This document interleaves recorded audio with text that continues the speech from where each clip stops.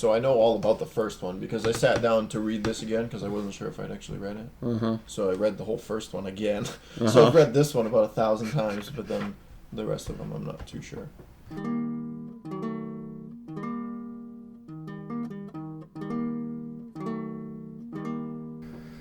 Hello and welcome to the WIP, the What If podcast. That's a work in progress. I'm your host, the leader of the zombie nation. The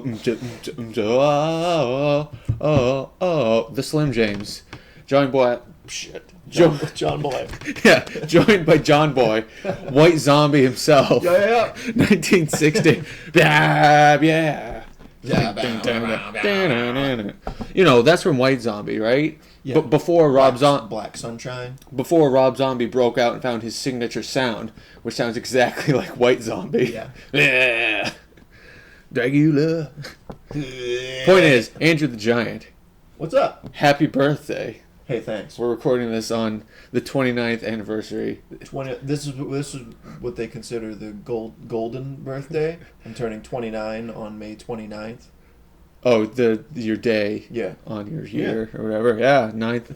Well, 1995 was my year. Well, come and gone. We usually discuss what ifs, but this is a special bonus episode. But it's not too bonusy because we're still talking Marvel Alterniverse crap. Yeah. Marvel Zombies. Woo! Yeah. As the Cranberries would say. Although I thought Zombie. that exactly. That's what they would say. Right? Yes. Although I thought that song was about Irish revolutionaries. You know. It could be. Someone put a bomb in me potato with their guns. Yeah. And their bombs. And there it goes. Yeah. But before we get into all that zombie shit, I still have a few more issues to discuss. Uh-oh. First off, I want to clarify things about the Avengers Age of Ultron. Mm-hmm. I didn't hate it. You know, it might be like my 4th or 5th favorite, but like I don't have the disdain for it like I do Iron Man 3. I saw a list on, I don't remember what website, but it was one of those websites that does lists. And they ranked all the Marvel movies. Iron Man was number 1. Guardians of the Galaxy was number 2. And then like right in the middle was Avengers, and one spot below it was Age of Ultron. The bottom half of the 11. Yeah, well, it's like... just above both Thor's and Iron Man 3, I believe. Yeah, Iron Man 2. Iron Man 3 was actually ranked pretty high. I've seen lists like that too, and I like it's all a matter of opinion, of course, anyway. But yeah, well, the fact that it revolves around Power Gwyneth Paltrow. Yeah. No dice. Yeah. No buys. But the point is that even if, you know, Avengers Age of Ultron isn't my favorite, I still didn't dislike it, you know? Like, even ranking those in order, like, the bottom half of the list aren't going to be things I necessarily dislike. Yeah. It's pretty much I dislike Iron Man 3, and then the other ones, then you move up. Like, I didn't like Captain America, the first Avenger, the first time I saw it. Right. But then, subsequent viewing, it was okay. I think I've still only seen it the one time. Yeah, because he was skinny Steve Rogers for so damn long. Yeah. But it grew on me as I watched it more. The point is, I didn't hate Avengers Age of Ultron.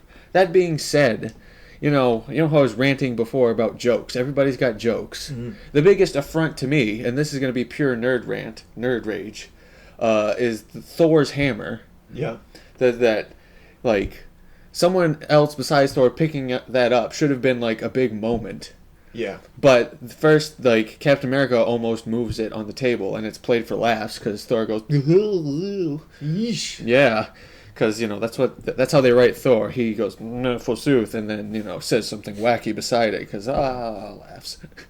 Then, you know, Vision, Smidgen just shows up and just hands it to him. Yeah. Like, it's a thing in the story where it's like a shortcut to show that he's not Ultron, he's not a bad guy, he's quote-unquote worthy. Yeah. But it's still, like this could have been, like, a big moment. Even if you just want to have Smidgen do it, like, him picking it up should have been, like, a big moment instead of him handing it to him off screen. Yeah, what makes Thor worthy? I don't know, because he's often portrayed as an arrogant dick. Yeah. Who's, like, prone to fits of rage. Steve Rogers seems like a nicer guy than Thor. Exactly. Thor choked Tony Stark. Yeah, and Captain America is, like, to a fault always trying to find the, like, most justice. Whatever that means. And trying to stop people from using foul language. Exactly. But yeah, so like I guess because Vision is pure, he can pick it up. But like to me, this is just once again nerd rage moment. Like it could have been like a big moment, a movie moment in like the Age of Ultron. Like Thanos kills Thor with his gems because he can do that. And they'll just undo it like they did in the real Infinity Gauntlet crossover. Just like, didn't mean it. They could use it as a like nobody else knows that Vision can, except for, I mean, the good guys know, but Thanos doesn't necessarily know. Well, so he could kill Thor and then try to pick up his hammer and it doesn't work, and then Vision goes yoink. Oh, see, there it is. I wasn't even thinking of that. I was thinking that, because I just got to... leaves it there because nobody else can pick it up, so... I was saying, like, I get a boner for Captain America, that Captain America would be just lift it. Yeah. Because he's the worthy. Up. Yeah, but you're either worthy or you're not, so it shouldn't be heavy. You should just be. I'm 50% worthy, so it's kind of heavy. Yeah. I mean, I'm a nice guy. I'm a nice guy sometimes. Struggling. Yeah. Well, maybe as I said, maybe he has the ability to pick it up, the worthiness, but not the strength, because he's not a demigod. But Vision's a robot, so he can. Yeah. Or not. It's all bullshit. The point is that it was all played for laughs anyway. So like, what should have been like a big moment, somebody proving their worthiness, is just like, Black Widow never tried, so she could be. Yeah, that was in the Avengers or the Age of Ultron What If from last year or whatever. I discussed on a previous episode. It was a solo episode, so don't listen to it. It's all right. Well, it was only like 15 minutes anyway. So you got nothing to lose. Exactly, and like it's been, that's popped up on lists too. People who've wielded Thor's hammer on Black Widow. Speaking of women, that's a very sexist segue. Jane Foster. She is now. There is a what if Jane Foster had the power of Thor. She does now. She's the female Thor. Oh, that's who it is? Yeah. Okay. But she has cancer. Oh, so as regular Jane Foster. So Mjolnir gives her pity worthiness. Yes, but then when she puts Mjolnir down, her cancer gets worse. So every time she does it, she kills herself. It makes the cancer worse. That's the best storyline I've ever heard. So it's going to kill her soon. That sort of sounds like something out of the Ruins comic book I've told you about, where instead of radiation giving you superpowers, it just gives you cancer. Yeah. Or instead of lifting Mjolnir giving you powers, it gives you a hernia. So anyway, women in comic book movies. Yeah. Yikes. You got the Black Widow. I didn't like. She was all right. People were mad for some reason about how she was portrayed.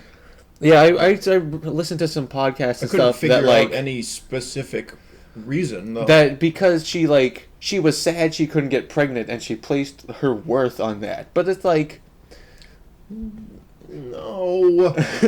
Why would you be mad about that? Well, of course she's gonna be upset about it. Yeah, and she's not part of that fucking group anymore. Yeah, and so she has regrets. And she's already portrayed as like sort of like a not cold, heartless. Yeah, kind of cold, like killer, an assassin. So like, there's very little you can do beyond that to make her feel like she's vulnerable and like less than human or something that's wrong with her. So like, being sterilized is a pretty good. Her the motherly power over the Hulk. Yeah. So it's not maybe sexist. It just might be like lazy-ish writing or like quick writing to get something across in like a movie where you have to have an emotional climax in about a minute. Yeah. Because they need to go fight Ultron again. Hurry. Yeah. But the Marvel's TV, I feel like they just dump all of the female characters there instead. Like somehow, like that sort of. Yeah. That Marvel, maybe to a fault, maybe not to a fault for nerds, but like to a fault for anybody outside of the bubble, is faithful to their comic book properties. That also means it's all just a bunch of white guys walking around. Yeah.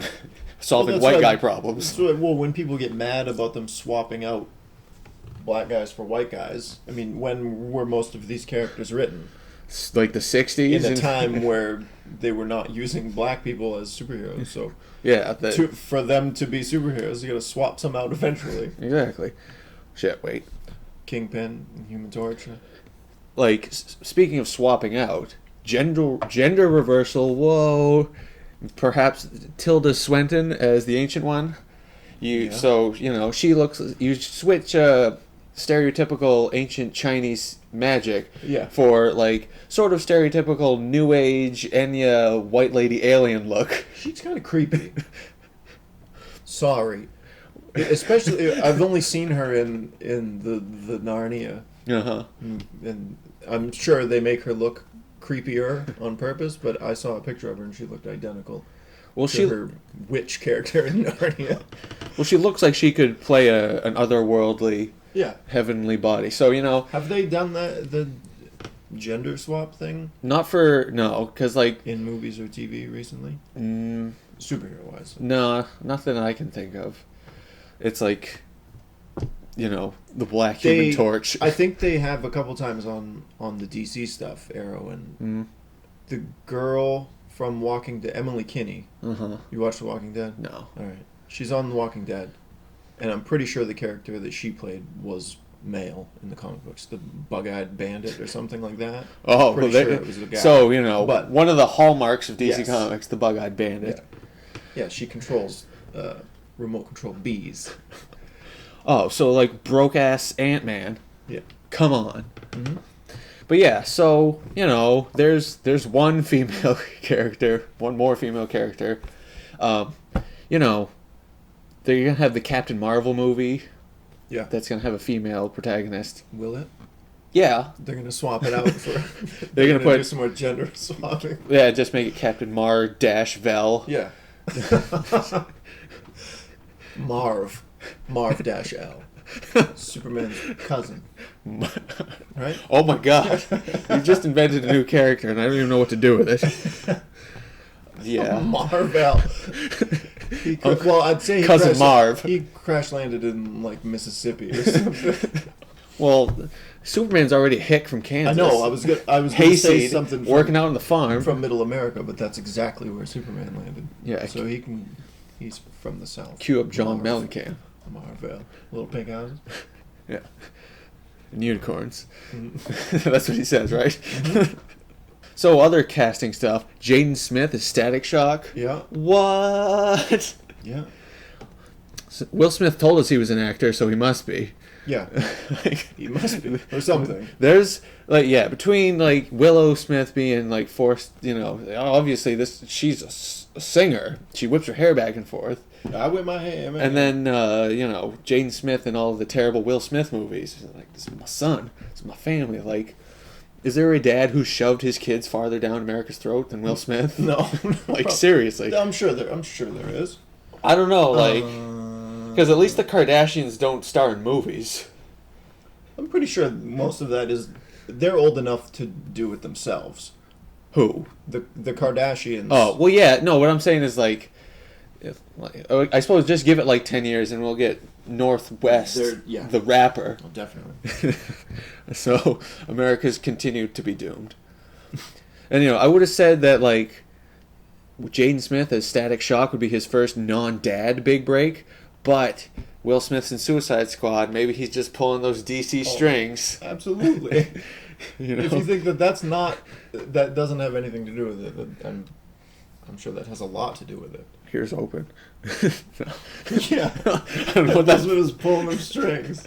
So fingers crossed. We can get Willow Smith as I don't know. Catwoman, the new Catwoman. Yeah. And finally, in our casting news, Bebop and Rocksteady. Yep. Finally coming to the real world. Finally, that's not completely confirmed yet, though. What? Well, they are real. Yes, but they whether or not they're going to be mutated has yet to be seen. Oh, come on. They can't do this to me. Well, I don't know. I've been waiting 22 years. I'm really hoping that... I'm sure they will. I had to put up with the Taka and Razor shit or whatever. I'm sure that they will. But with Bebop already decked out fully with his nose ring and purple mohawk. Yeah, well, that's how he was as a person. He didn't become a warthog and then decide to look like that. Why not? Because sometimes the mutagen, you need to smush a person and an animal together, and then sometimes it's just an animal. Then the cartoons, that was bullshit. Because, like, turtles are just turtles. Splinter is friggin' a rat, and what's his name? He had a real name. I don't remember. Orokisaki's. That's the only one I can remember. Yeah. But that's Shredder, right? Splinter. Yeah. Yeah. So Bebop's the black guy from Blue Collar TV. Yeah. You remember that? And then Vaguely, yes. the new Whose Line Is It Anyway? Not Aisha Tyler. No. But she's the worst on that. Like, I like her in Archer. Have you ever watched Archer? Not a lot of it. It's good, and she's good. I like Lana is good, but her on Talk. Her on Whose Line? Oh my God! Kidding. Whose line is it anyway? How did she get that, John? I don't know, because the CW can't. Drew Carey was already doing that. Price is Right. So. Is that show still on? Are they still making new?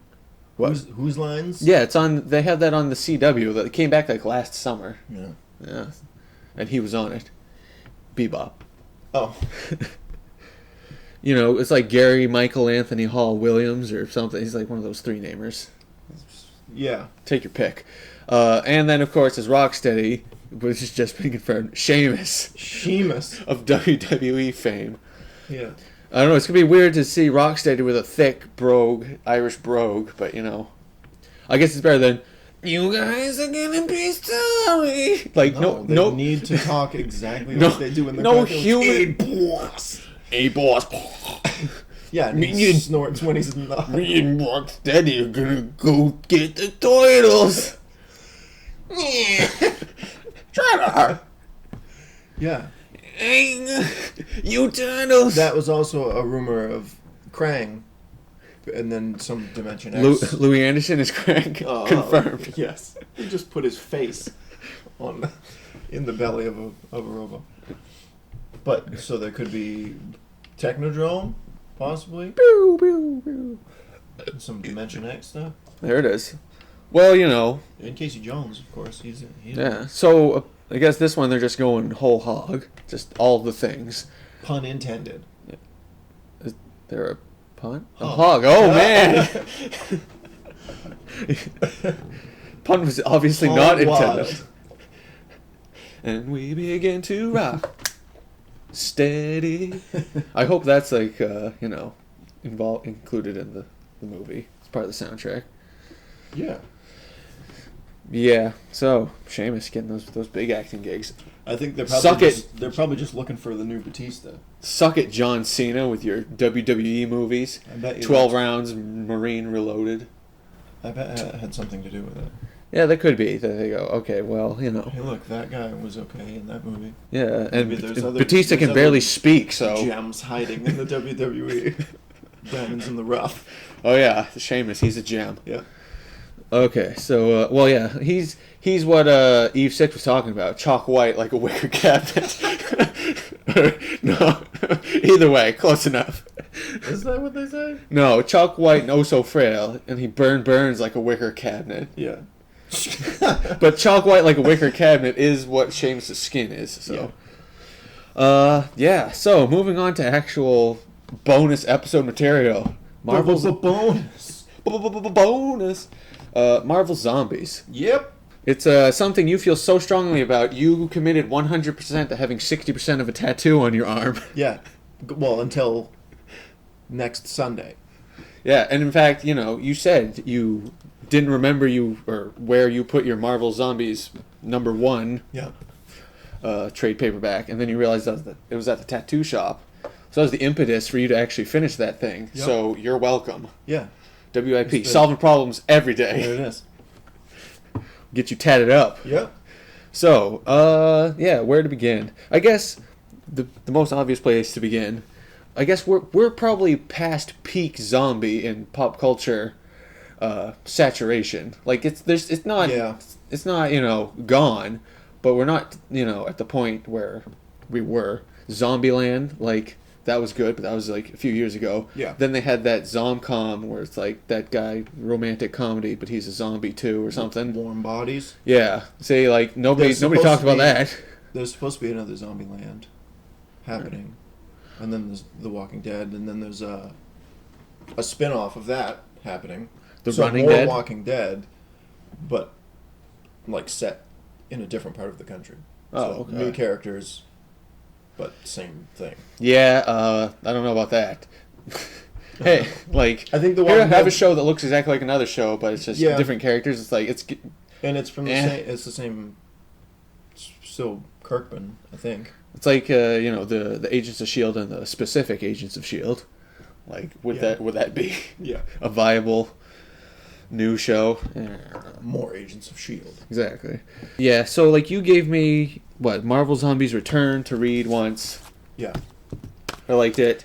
It had your favorite scene of Spider-Man getting his belly filled with That whole issue is probably my favorite, because Spider-Man has regrets about killing Aunt May and Mary Jane, and he finds himself in this world where there's also, this was back like when he was in college, so he goes to like warn people or something, but then ends up fighting the Sinister Six as zombie Spider-Man and can't control the hunger and just rips them apart, literally. Mm-hmm.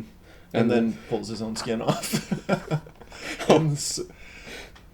and swings on his veins, because instinctively he tries to shoot his webs, but there's no webs.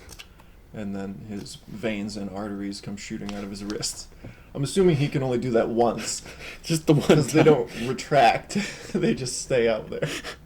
Well, then he can just sort of swing around his head like a helicopter. Yeah. And like a helicopter. Yeah. And then he could be like Dr. Octopus or something. Yeah.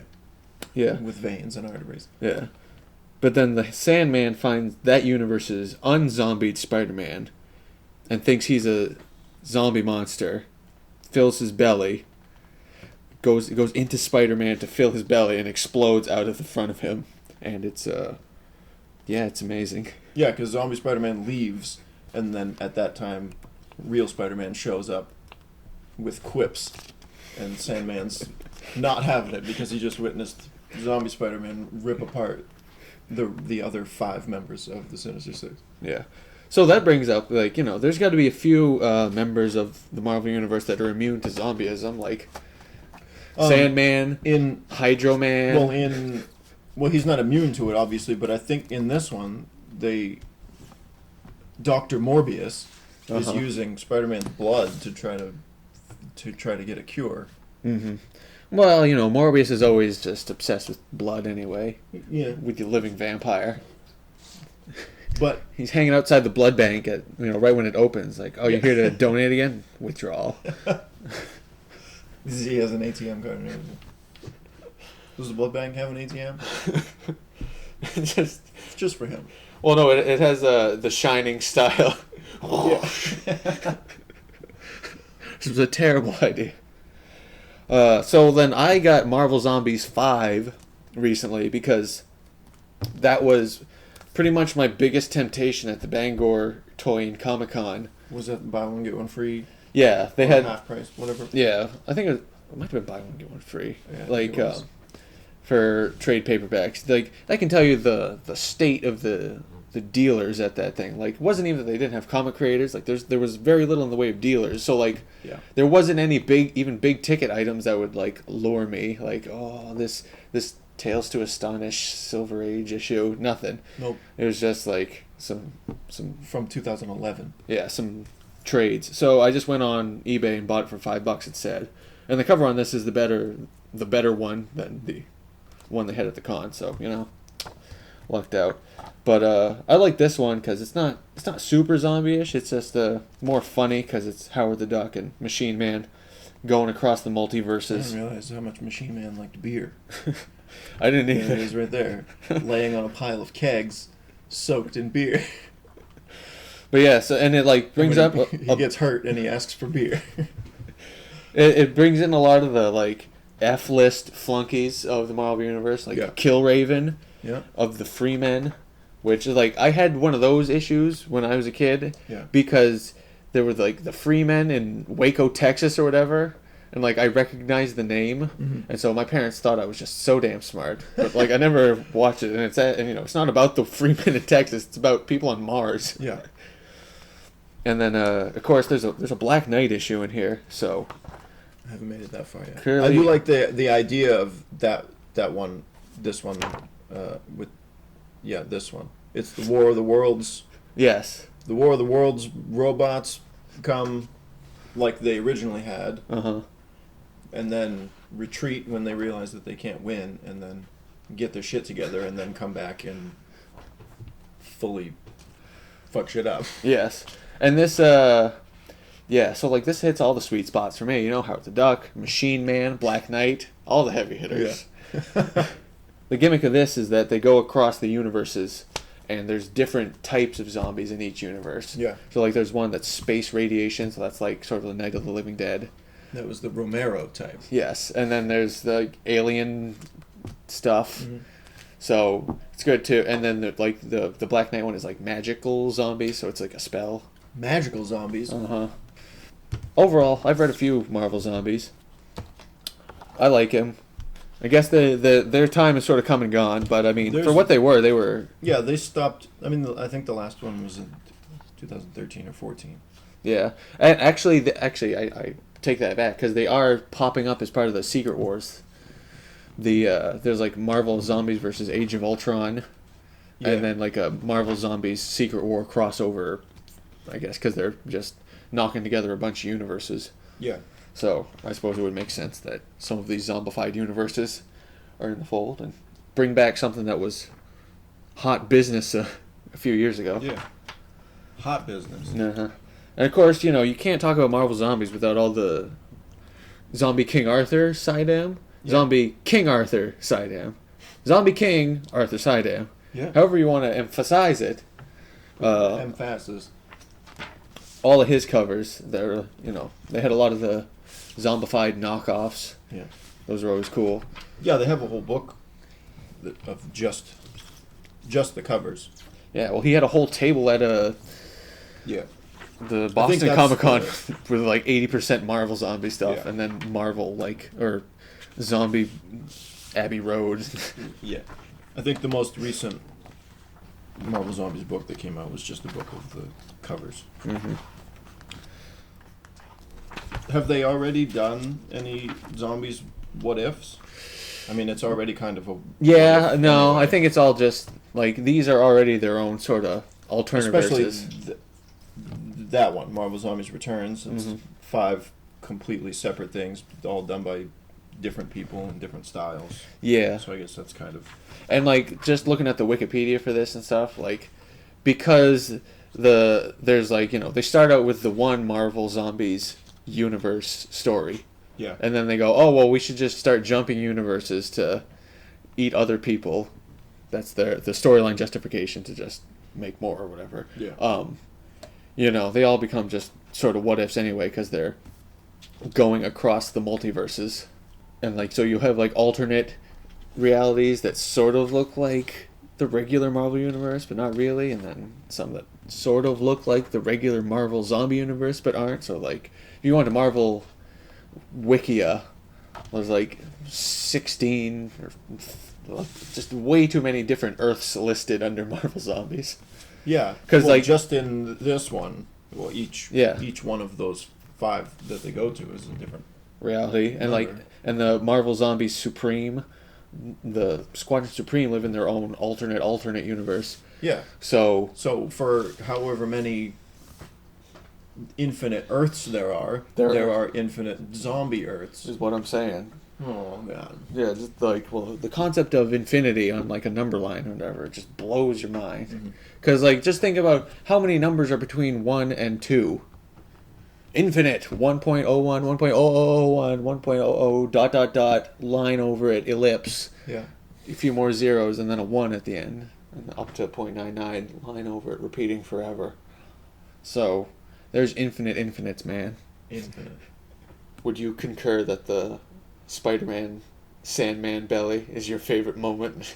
Or yeah, that fight when he fights the Sinister Six, everything about it is fantastic because Spider-Man is doing what he should have done in the beginning when he fights villains. Just rip them apart, and then that's it. That's what Sandman is all confused when Spider-Man starts killing them. He's just like, well, this isn't how it usually goes. Usually you beat us up, and then we go to jail and break out, and then we just do it again. This isn't what I signed up for. Yeah, but see, like... rips Vulture's wings off, and punches Mysterio in the face and rips his brain out. Sandman doesn't need to worry about that, though. He's Sand. He can't be that's why zombie. Spider-Man said, fuck you, I can't eat you, so I'm leaving. And then real Spider-Man came. Hydro Man. Hydro Man, I don't know, maybe that all-gold runner guy. Well, Hydro Man... Grey Gargoyle, Could maybe. Hydro Man be turned into a zombie? Because can't he turn into a regular human form and then also into water? I thought he was just in water. Like the Sandman, he can sort of solidify and look like a human being, but you would still, if you punched him, he'd splash. Yeah, I guess. Yeah. Possibly. But what if they drank him? So you get like Zombie Giant Man, and he just slurps down. So Hydro Man could be used to poison water supply. If Hydro Man was sick, oh my god, and then went into the ocean, oh my god, or into the reservoir, and got into the fish oil supplements. Oh god, oh god, why? Fish oil. Yeah, that one. Ant-Man, he shows up on the moon where the Watcher is narrating and bites his head off, literally. So he wasn't just yelling at him a lot? Yeah. And that one's good because Tony Stark is fucking shit-faced and doesn't even care and just lets the zombies eat him. Yeah, I suppose, like, of all of these... He fucking gave up. Just got drunk. Well, you know, one of the more terrifying things about zombies is, like, the Dawn of the Dead remake. You know, that eschewed the bigger social commentary was of the first one about how we're all zombies in the mall, and was more just about a zombie horror action flick. Yeah. But the ending of that was really scary to me. Not like ooh, but like disturbing. The thought that like I don't remember it. I've seen it, but it's they escape on a helicopter. Yeah. And then they land on an island, and they still find zombies there. And so like that's the more terrifying thing about a zombie apocalypse is that even if you escape from like one horde, there's nowhere to go. Like, what's the point of anything? Yeah. Well, you could, if you're on an island, you could eventually clear it out. Maybe. So, we're gonna cast away that shit. Yeah. Like, I guess it's sound logic. But zombie apocalypse, heading to the Bahamas. Zombies, when they kill you, they just you kill a zombie, you just killed one zombie. When a zombie bites you, they don't kill you, they then get another one on their side. Yes, unless they do eat all of you. Yeah. I wonder what the percentage is, you know? Like, how much of you has to be intact for it to be a zombie? Well, that's the thing, like in The Walking Dead and stuff, whenever somebody gets attacked, they're just fucking eviscerated. Like, how does one just get bitten once by a zombie? Like, the zombie just goes, just a little nibble and then leaves? It might be like a one-on-one encounter. Yeah, but there'd have to be a lot of those. Because it seems like most of them just get torn apart. Yeah, see, that's the missing piece of logic in the zombie apocalypse. Zombies in general, because like sometimes people get killed by zombies and sometimes people get zombied by zombies. Yeah. I think that's a good ending.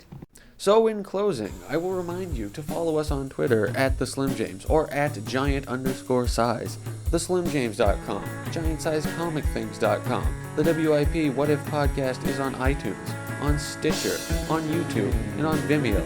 So go out there and find us. And remember, don't spend the rest of your life asking, what if?